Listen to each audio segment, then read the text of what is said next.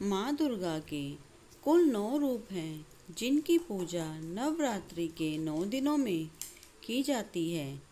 शैलपुत्री, ब्रह्मचारिणी, चंद्रघंटा, कोषमांडा, स्कंद माता, कात्यायनी, कालरात्रि, महागौरी और सिद्धिदात्री। माँ कालरात्रि भी इन्हीं में से एक है, जिनकी पूजा नवरात्रि के 7वें दिन की जाती है, जिसे महासप्तमी भी कहा गया है। माँ दुर्गा ने ये अवतार बुराई का नाश करने हेतु लिया था। उन्होंने ये अवतार धारण कर शुंभ निशुंभ और रक्तबीज जैसे दानवों का वध किया था।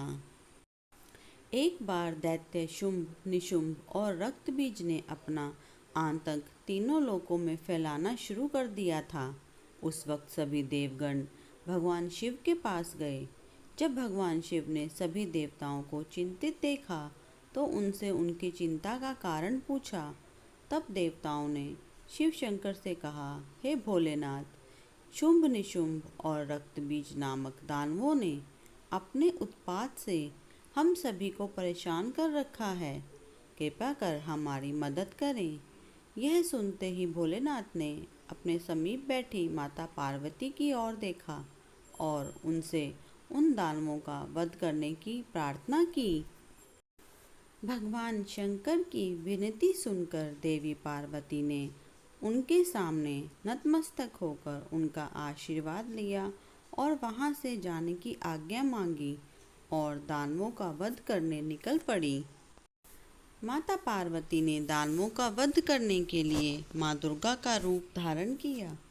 इस रूप में वह सिंह पर सवारी करती हुई अति मनोहक और शक्तिशाली प्रतीत हो रही थी। माता को देखकर सभी राक्षस अचंभित हो गए। उन तीनों ने माता के साथ एक एक कर घमासान युद्ध शुरू किया।